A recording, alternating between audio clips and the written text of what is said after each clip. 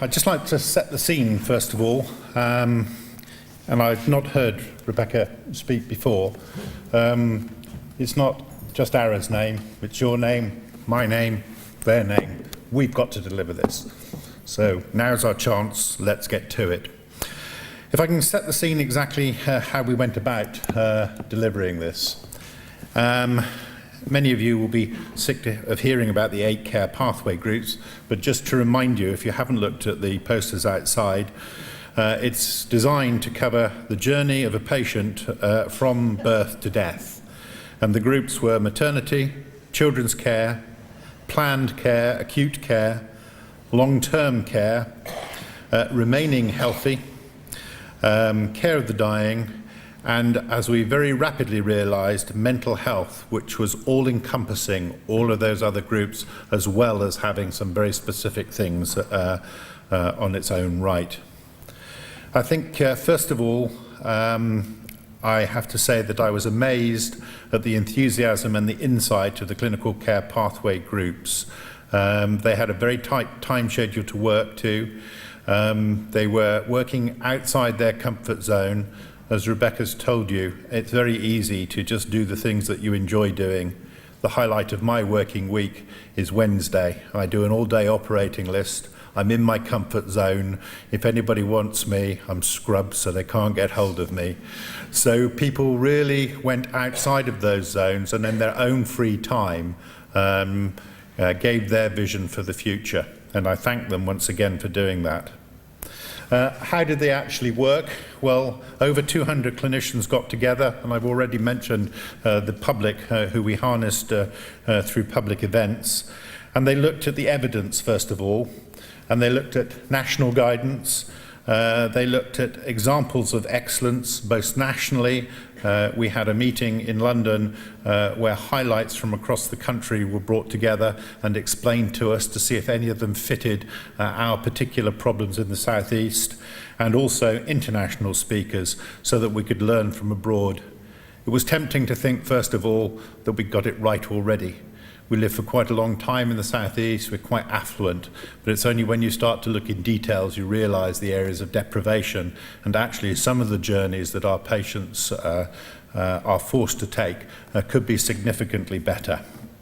So the groups looked at all of that with particular reference to looking to review what Lord Darsley asked them to do, which was to identify the problem areas and the challenges, to look for significant gaps in care, to look what excellence should look like, both excellence nationally and locally, what barriers there were to delivering that excellence, and finally, suggestions as to how we would overcome all of this.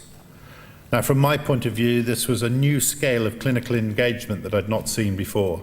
We're all used to networking within hospitals, and for some local hospitals to network, for some networking of primary and secondary care, but the task that these groups took on was to look so broadly across not only the county boundaries but the SHA boundaries as well. And it didn't just include medicine.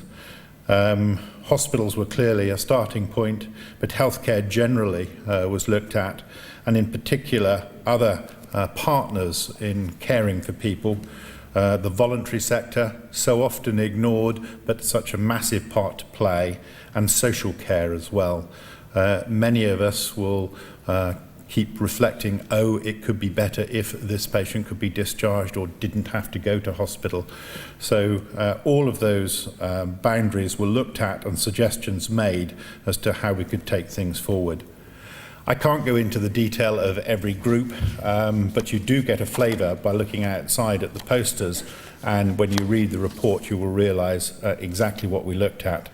I think the first thing that amazed many of us was the realisation of what a wealth of excellence we actually had in South East Coast already. The difficulty was there was no joined up thinking. So what was happening in an isolated manner in Kent certainly didn't reach the far-flung corners of Surrey.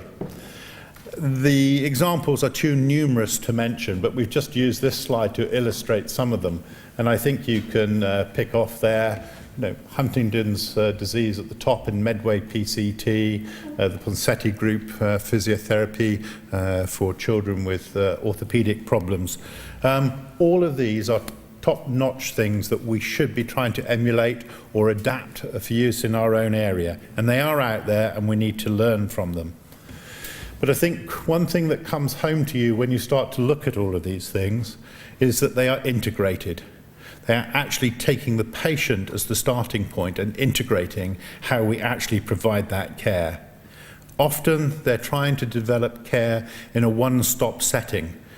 Clearly, a one-stop appointment in hospital where you have to spend 8 hours is not appropriate, but for many conditions, putting services together allows people to get one-stop care, and if possible, that care should be delivered closer to where patients actually live, making it much more user-friendly. So what are we actually saying? Well, I think the messages were loud and clear from the pathway groups. First of all, that whatever services we develop has to be evidence-based, it has to be a high quality, and it has to be safe. No matter where you look, those are the three things that are absolutely vital. If you don't have these, the public will soon see through them, and the clinicians won't have their heart in delivering them. And very much the care pathway groups considered all of that evidence and wished to put in place means of delivering and ensuring a high quality of delivery in a safe area. You might think that much of this actually exists already, but it is very fragmented, and I think the care pathway groups were very keen that if possible there should be a national database on what evidence there is out there so that we can translate it locally.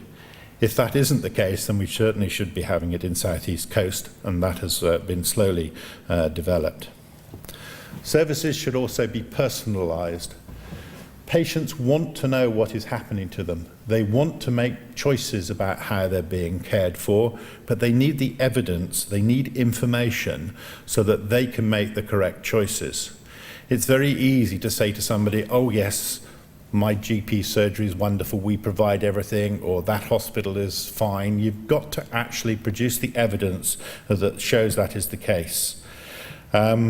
And taking that to the extreme, you have to be prepared to produce personalised care plans, and I think that came out of the long-term care pathway group, and we would hope to see that coming into fruition by 2011.